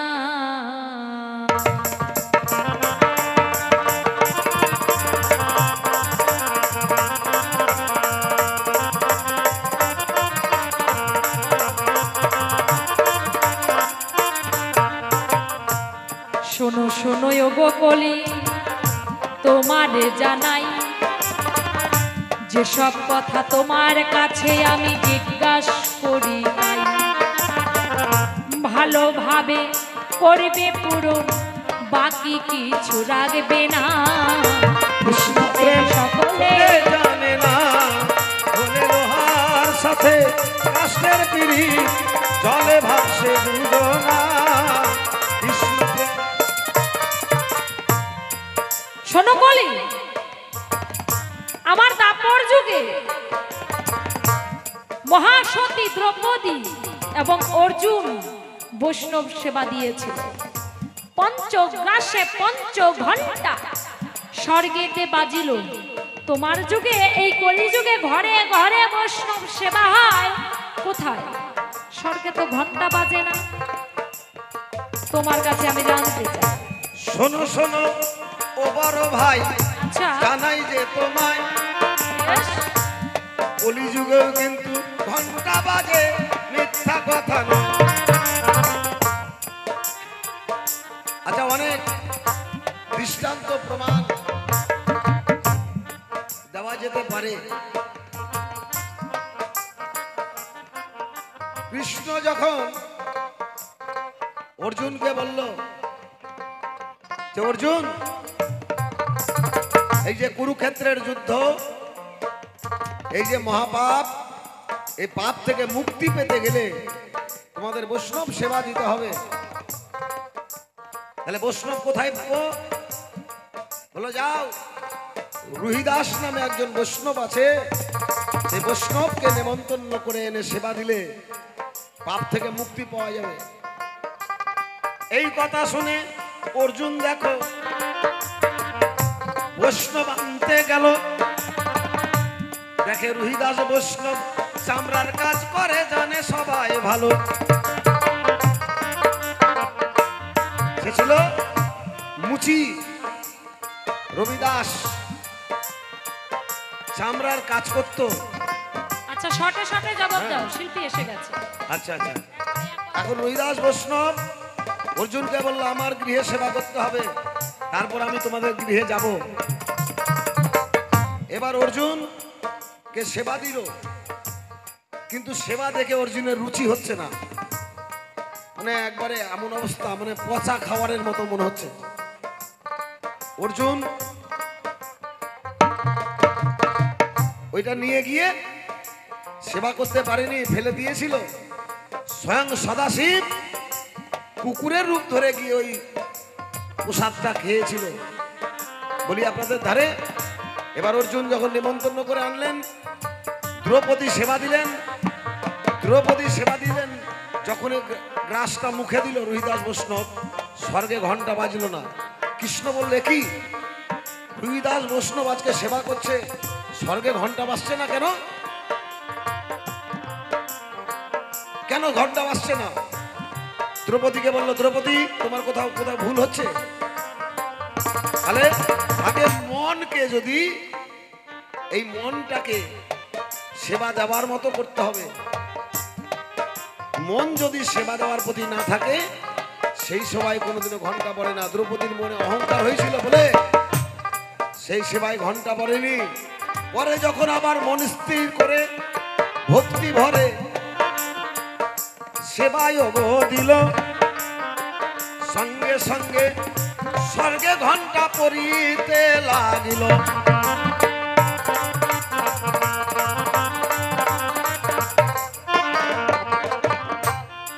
তাহলে মন স্থির করে যদি কেউ দেয়, ভক্তি ভরে যদি কেউ কাউকে সেবা দেয়, সেই সেবায় ঘন্টা পরে, তোমার সোনার কায়দা নাই। শোনো, অনেক কিছু আছে বলার বাকি, কিন্তু সময় হাতে নাই, একদম বলার আমার দরকারও নাই, সময় নাই।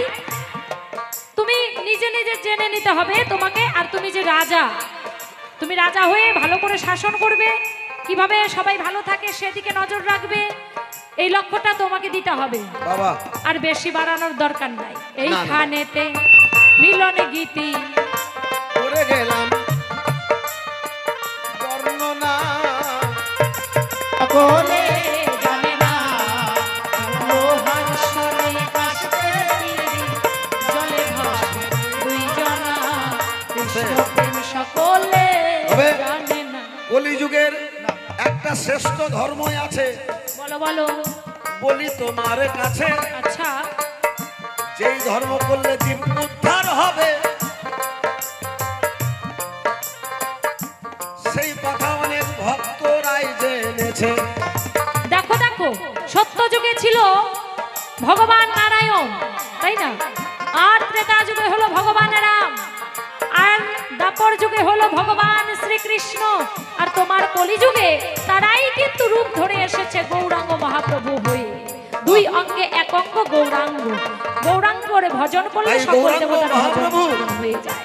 তার নিজের মুখে বললেন, হরি নামে রুচি জীবে দয়া, বৈষ্ণব সেবন, ইহার চাইতে ধর্ম নাই, শোনো সনাতন। আমাদের এই সনাতন ধর্মের শ্রেষ্ঠ ধর্ম বৈষ্ণব সেবা হয়। আর হরি নামের প্রতি যদি কারো রুচি হয়ে যায়, আর জীবকে যদি কেউ দয়া করে, মিথ্যা কথা নয়, সেই হবে আমাদের এই কলিযুগের শ্রেষ্ঠ ধর্ম বলিলাম তোমায়। তাই এই ধর্ম করার সকল ভক্তদের কাছে আমি প্রার্থনা জানাই, এই কলিযুগে এই তিন ধর্মই প্রধান ধর্ম প্রভু বলেছে তাই। এই তো সকল কথাই আমাদের আজ করে গেলাম বর্ণনা। কৃষ্ণ প্রেম সকলে জানে না, যেমন লোহার সনে কাষ্ঠের পিড়ি জলে ভাসে দুইজনা। কৃষ্ণ প্রেম সকলে জানে না। থাক আর বেশি বলার নাই প্রয়োজন, অল্পের মধ্যে কাব্যগ্রন্থ করবো সমাপন। দুই ভাই এখন আমরা মিলন হইয়া যাই, সব যুগের মিলন আছে, মিথ্যা কথা নয়। আর ক বলে কর্মক্ষেত্রে জন্মিয়া ধরায়, কর্তব্য কর্মটি তুমি রেখো না হেলায়। কৃষ্ণ পদে করো আগে আত্মসমর্পণ, কর্মপাশ যাবে কাটা ঘুচিবে বন্ধন। খ বলে খাটি মনে ভজ গুরুর পদ, খণ্ডিবে বিষয়ে জ্বালা ঘুচিবে বিপদ। গ বলে গৌরবে না করিও পদার্পণ, গৌরব করিলে হবে রৌরবে গমন। গোপী ভাবে ভজ কৃষ্ণ শ্রীনন্দের নন্দন, চাইবে সতত কৃষ্ণ গুণান কীর্তন। জয় জয় শ্রী গুরু গোবিন্দ, একবার হরি হরি বল। বল হরি বল।